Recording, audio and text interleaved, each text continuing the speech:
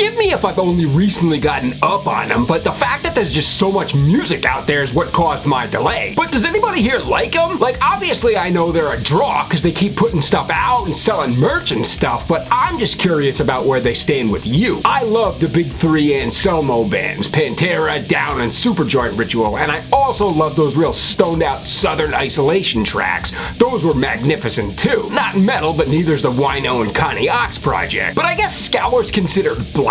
My black metal listening's limited to a pretty small batch at the commercial surface besides just general awareness of what many of the others are. Raw, atmospheric, depressive, etc. But like for instance, Ancient's my all-time favorite, and then from there it's like 1349, SATYRICON, and Emperor, but Ancient sounds way different than those guys, at least in my opinion. So in trying to determine who the parallels or templates are for Scour, I had kind of a hard time. Some people say Immortal. To be completely honest with you, upon first ever listening to Scour's debut, the EP in 16, I just kind of labeled it extreme metal, because again, I sort of went into it thinking it was going to sound like Celtic Frost or something, and I don't even consider Celtic like early black or something. They're just straight heavy metal to me, but I love them, and I'll freely admit, I don't even hate Cold Lake either. I'd be a straight liar if I said I did. But alright, a few weeks ago, Scour put out their first proper full-length, Gold, and it rips, dude. It's like, if you like loud, vicious sounding, extreme heavy metal,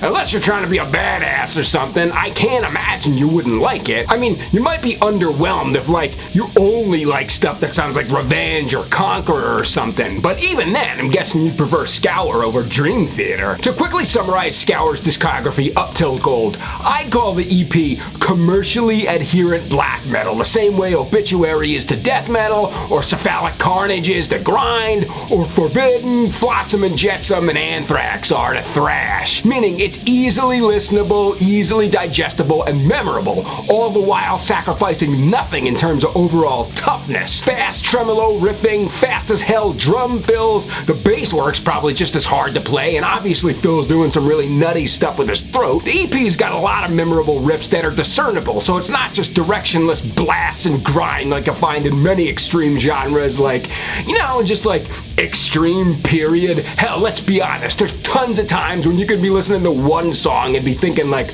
this sounds exactly like the last song, but it's not like that with Scour. One particular thing I find pretty genuinely awesome about all of Anselmo's projects, including this one, is that lyrically, it never seems like the genre dictates what he writes. Meaning like, if this is supposed to be real sophisticated and Scandinavian sounding, that's not stopping him from having songs with titles like Tear Gas, Shank, Propaganda, and Subprime. Like what, subprime mortgage lending? Like, I don't think any of those things existed in medieval times or whenever the sound's supposed to take place. And I even think the last song on Gold, Serve, might have the word albuterol in it, if I'm hearing that correctly. Then, the Red EP came out the following year, and with this one, there's lots of originality when it comes to small parts of the arrangements that keep it from being a typecast sort of approach. For example, little stuff like, say, right in the beginning of the song Red, Phil's vocal getting progressively louder from silence, and then this punk sort of count-off almost with the snare. It's just one small thing among many you might not have anticipated. He does that on Bleak, too. Then, in 2020, the Black EP dropped, and going back to what I was saying about how the lyrical imagery may differ from, like,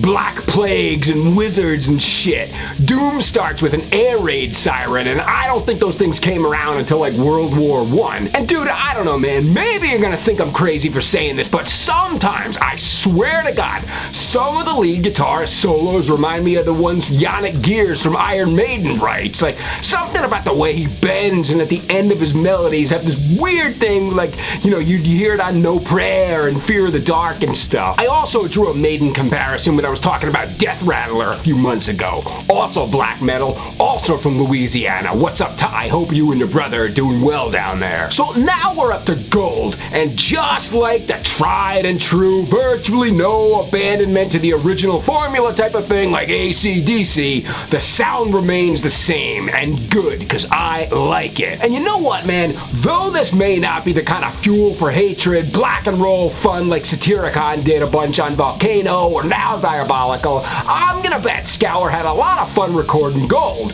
Just something about the way the songs move, you could say. Each song feels like you're driving a Ferrari with snow tires through a blizzard, and if one song doesn't start out at 2000 BPM, like say Infusorium for example, it quickly switches to it after like 15 seconds. And there's parts throughout where some soccer mom in a minivan in front of you might slow you down for a second, but in those parts, it's not like it ain't still interesting, because same song, there's this very beautiful sounding guitar solo during a moment like that. Or like in the song Coin, during one of these types of rare minivan instances, there's just a straight rock riff, you might call it, followed again by another very gorgeous and emotional sounding solo. I just lost one of my goddamn rings, this finger right here. Fuck. Glad I got another one. And just like on all their other releases, this time there's 3 tracks, Ornaments, Contaminated, and Angels, that are kind of like movie soundtrack insert sort of things, if you want to call them that. And they're legitimately cool, not just filler. They've really, honestly done a great job of not just writing some kind of slop for the sake of saying like, yeah, look at us, we too can do something boutique. Because you don't need to be somebody who only likes a cult type genre to enjoy this. Like, maybe that may cause some who claim to be cult enthusiasts to not give it the time of day, but I think if you actually genuinely like a certain style, that shouldn't be a reality. Unless you only like harsh noise, no, not the genre, but just like static sounding styles and anything extreme, let's call it. Yeah, unless that's you, Scour's a mammoth contender like any other. Cross, Insuforium, Coin, Invoke, and the title track are all my favorites. Just because they got really memorable riffs that stick with you, which is weird because this certainly isn't riff metal by any stretch, nor is it strictly blast. Oh, and Serve's got a pretty emotional sounding hook to it a few times. Overall, terrific album with perfect production,